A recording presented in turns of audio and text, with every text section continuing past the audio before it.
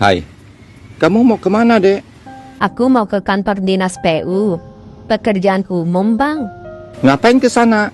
Aku mau keluarin harta dan aset-asetku, Bang.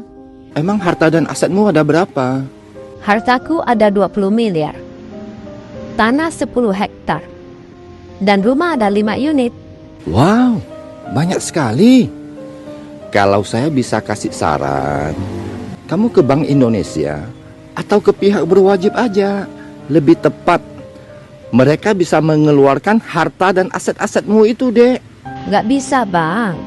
Yang bisa mengeluarkan harta dan aset saya hanya dinas PU. Oh, gitu ya? Emang harta dan asetmu simpan di mana? Di dalam pikiran.